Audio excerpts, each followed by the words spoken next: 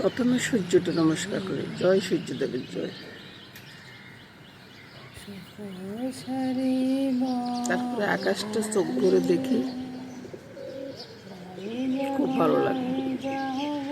আর এরা এসে ডাকাডাকি করতেছে এদেরকে খাওয়ান দেওয়ার জন্য। কালকে ভীষণ গরম পড়ছে, আজকে মনে হয় গরমটাই পড়বে। দেখুন এরা কি করতেছে।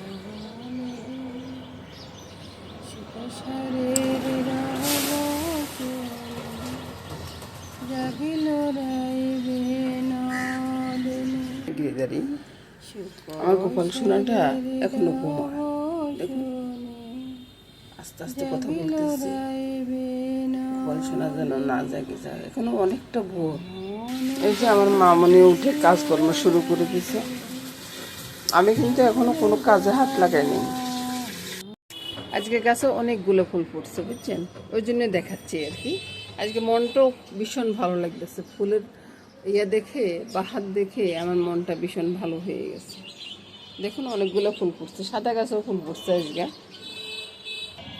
এই তো বন্ধুরা ফুলগুলো তুলে নিলাম। এই যে এদিকে গাছের ফুলগুলো, সাদা ফুল একটা, জবা ফুল 4-5টা ফুটছে। আর এই যে এই মধু ফুলটা খুব সুন্দর না।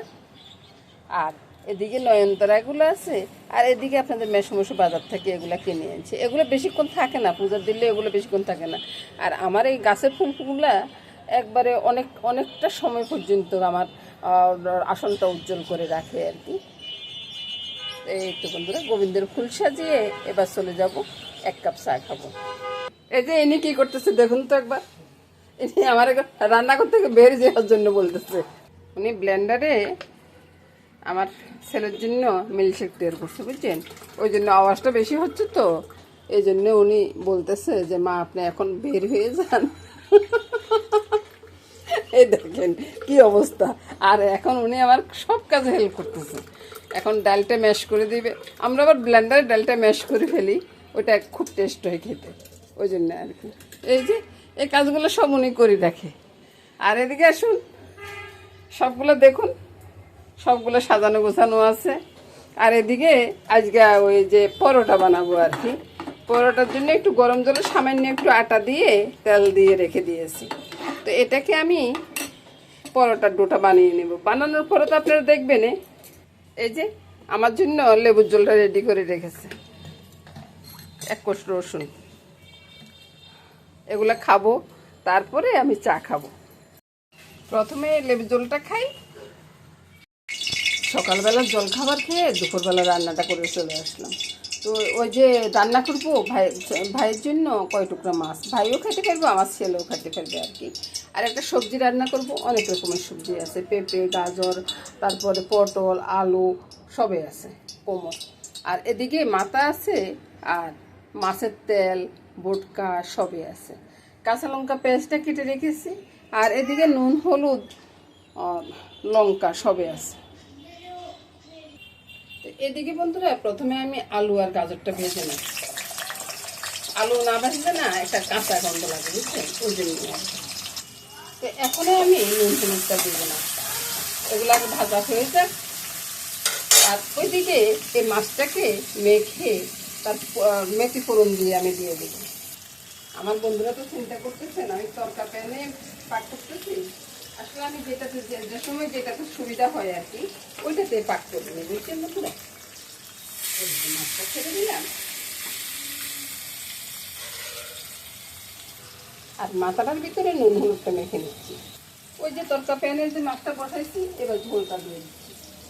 এটা আস্তে আস্তে হয়ে যাবে, টেস্টও হবে, কারণ ছোটো বাসনে জিনিস রান্না করলে না বেশ মজা হয়। আর এদিকে দেখুন, ওই যে আলু ভাজার সাথে সাথে কিন্তু আমি একটু গাজর, কোমর, পেঁপে অনেক কিছু দিয়ে দিয়েছি। সবগুলো কিন্তু দিই নেই, মানে কম কম করে দিয়ে দিচ্ছি। এগুলো ভাজে উঠলে না, আর এগুলো তরকারি দেওয়ার পরে সেন্টটা অনেক ভালো উঠবে। এবার এই সবজিগুলো ভাজা হয়ে গেছে, এগুলো তুলে নেব। এবার মাছের মাথাটা দেখে নেব। আর ওইদিকে তো মাছের জলটা হতে থাকুক। রুই মাছের মাথাটা কিন্তু অনেক বড় মাছের মাথা, কিন্তু দেখার তো ছোটো। এই তো মাছের মাথাটা ভাজা হয়ে গেছে, মাছের মাথাটা তুললে তো এবার ওই তেলে আমি পেঁয়াজের কাঁচা লঙ্কাটা করে দিচ্ছি। আর এগুলো সব আমার মামনি সব কিছু গোলচাপ করে রেখেছে, সব কিছু কেটে কেটে রেখে তারপরে আমার থেকে এখান থেকে দিচ্ছে আর কি। আর দাদুভাইকে এখন পড়াচ্ছে। পেঁয়াজগুলো যখন ভাজা হয়ে গেছে, এবার আমি মাছের তেলটা দিয়ে দেবো। মাছের এখানে পোটকা আছে, আপনারা কি বলেন জানি না, তবে আমাদের নোয়াখালীতে এটাকে পোটকা বলা হয়। তো পোটকাটা আবার আমার ভীষণ পছন্দ, বুঝছেন। পোটকাটা দিয়ে দিলাম, একটু ভেজে নিই, নাহলে তো কাঁচা গন্ধ লাগবে। এবার আমি এই তরকারিগুলো দিয়ে দেবো। তরকারির ভিতরে কি কি আছে সব তো আপনাদেরকে আগে দেখাইছি, এখন শুধু একটু গোলমরিচটা দিয়ে দিচ্ছি। ছেড়ে দিলাম সবগুলো, নেড়ে চেড়ে মিশিয়ে দিয়ে দিই। নুন হলুদটা একটু পরে দিই। আর ওই ওই যে ওইদিকে মাছের ঝোলটা হয়ে গেছে, এবার আমি চুলাটা বন্ধ করে দিব। এবার আসুন, সবজির ভিতরে নুন হলুদ সব কিছু দিয়ে দিই।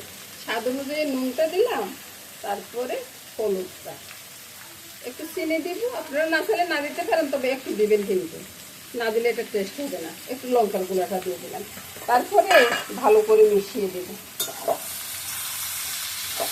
একবার খুব ভালো করে মিশিয়ে দেব। উপরে দিয়ে দিব মাথাটা, এই যে মাছের মাথাটা দিয়ে দিলাম। এবার ঢাকা দিয়ে রাখলাম, আস্তে আস্তে হতে থাকুক। এবার ঢাকাটা সরিয়ে ভালো করে একটু নেড়ে ছেড়ে দিই। কষানোটা হয়ে গেলে একটু জল দিয়ে দিই। চতুর্দিকে আদার করে বৃষ্টি আসবে বলে মনে হচ্ছে। ঝোল দিয়ে আর একটু শুকাবো, কিন্তু এত ঝোল রাখবো না, বুঝছেন। এটা একটা কাটা চচ্চড়ির মতো হবে, তো এত ঝোল রাখবো না।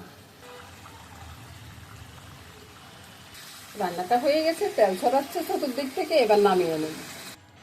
এই তো বন্ধুরা, রান্নাটা হয়ে যাওয়ার পরে দেখুন না কত সুন্দর হয়েছে না রান্নাটা।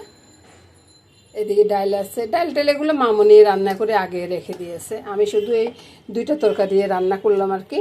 আর সকালবেলার নাস্তাটা ওইটা নিয়ে শেষ করে দিলাম। আর এই যে রান্নাটা করলাম না, মামনি তো সাথেই ছিল।